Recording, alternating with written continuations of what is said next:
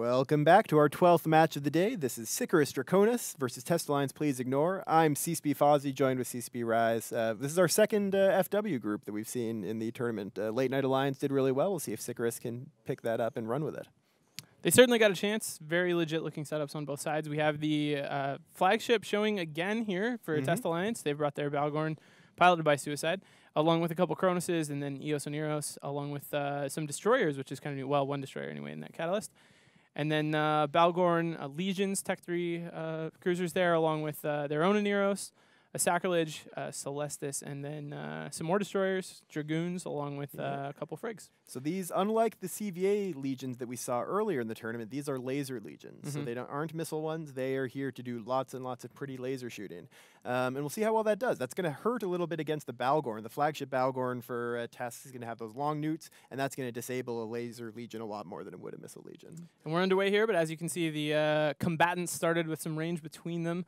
The Draconis team kind of spread out at ranges between 0 and max range from the beacon, whereas the Test Alliance team all grouped together at that max warp range, it looked like. But the test ship's starting to burn across the field. Those Cronoses are burning to the right back to the Aneros. They're heading right to the Sicarius Aneros, who isn't running away fast enough, I don't think. He should be able to. There's still some room there. No, they're gaining. Like, he's just not burning What's away. blocking for him, though? There's some ships there in the way that can maybe web off those Cronoses. Dragoons and stuff like that, yeah, but I don't know if it's going to be enough. Why isn't he moving? He's moving. He's not moving. He's not burning, though. Oh, they're split up as well. That other Kronos went down for something else. It looks like some of their damage on the Sacrilege so far, which is kind of weird. Okay, Aneros is webbed. He's about to die very, very, very quickly because these Cronoses have a big, strong web bonus. Their stasis webifiers slow down their opponents more than normal ones. They do a ton of damage as well.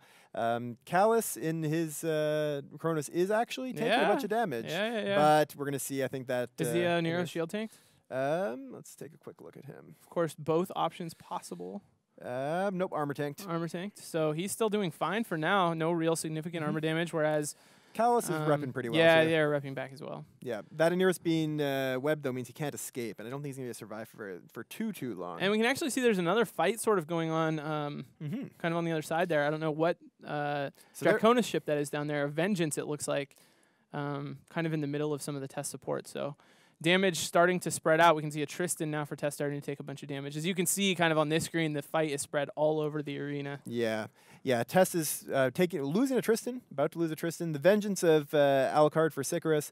Not a great primary because Vengeances have ridiculously good tanks. So he's holding up fine. You also can't completely ignore them, though. Like, he can disable some of the test support. He can also, if you completely ignore him, do stuff like keep the test Cronoses from moving. So sometimes you're forced to kill those tacklers because they can be so disruptive. Yeah, so we've got one frigate down for Test. Still haven't gotten any kills. However, that Aneros is dropping. He's just not dropping very fast. He has a big set of drones around him, of armor rep drones. Now, if any of these Cronoses have smart bombs, or the Balgorn. Wow, what? Why is any of them have Aneros smart bombs? Right next to the Balgorn? It's because he's been webbed by Cronoses, so he can't move. The Balgorn's yeah. 2 Balgorn minutes, burned like 50k? Okay, all right. It's the Balgorn and the Cronoses moved together across the field there. The Cronoses got tackled. He really just should have moved before the Cronoses got close. That was what it was. Nothing. Not moving at all. It's really bad. He'll definitely go down.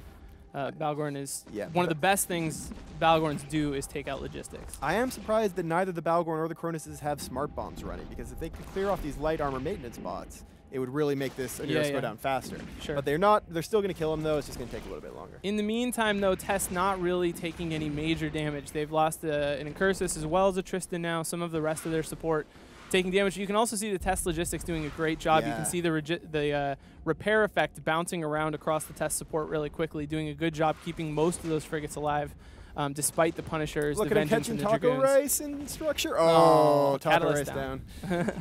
But the Aneros is now down for Sicarius. So with that, the damage is going to go right to these frigs. Like, that Vengeance is going to go down fast now. Big tank, but can't active rep as well, as well as the big ships can. So without the Logi, he's going to go down quite fast. And one of the other big, I mean, the Balgorn's so powerful, but another thing it does is it sits, and it just zaps, like this flagship Balgorn can just zap frigs, cap away from far away, which turns off any tank they do have. Without the support, like, it can shut them down even more effectively. At this point, the Balgorn's really far away from everything. 'Cause he was out attacking the Aniros there, so he has to burn. He is burning though now. He's got his micro warp drive running, so he's going to be getting into range to start doing stuff pretty soon. But those Cronoses, which are faster, are already right on top of the Balgorn for Sicarius. A very expensive ship. This one is not a flagship, the Sicarius one, but it's still an expensive loss, and it's going to be going down.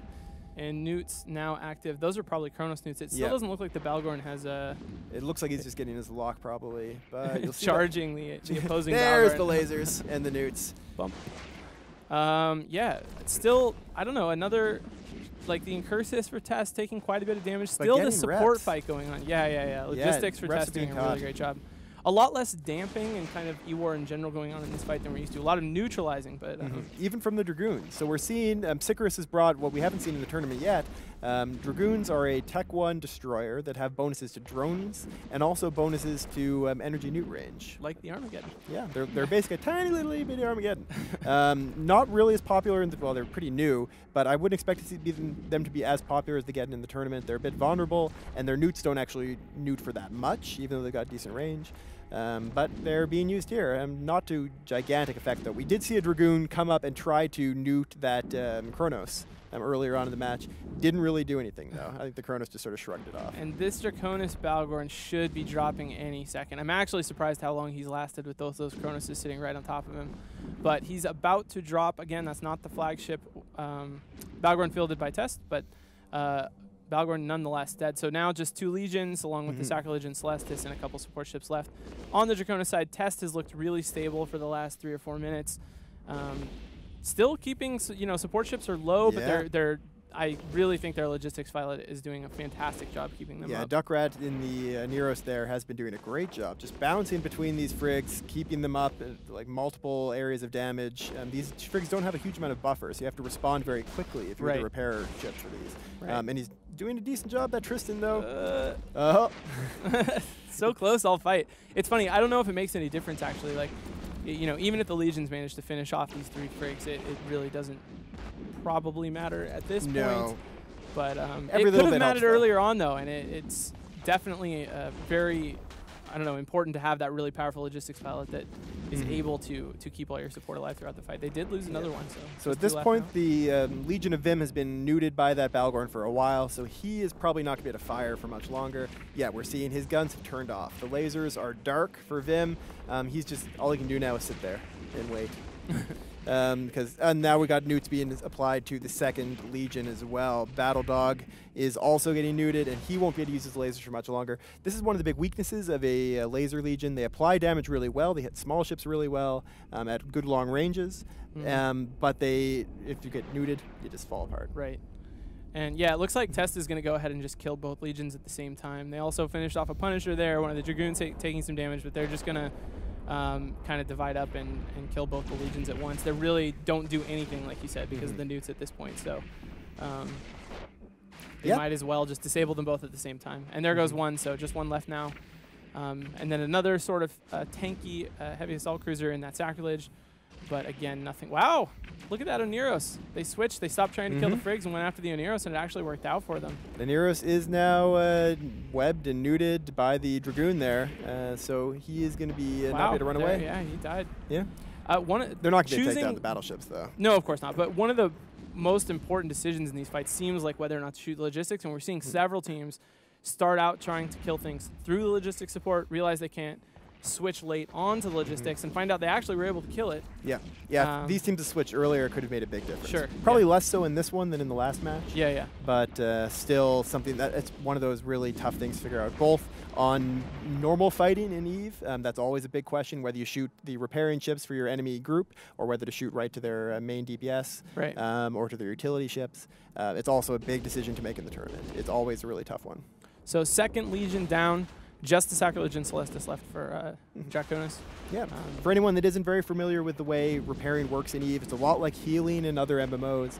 These ships can repair the armor or shields. They get bonus. Each one gets bonus to a different either armor or shields of their allied ships from long ranges.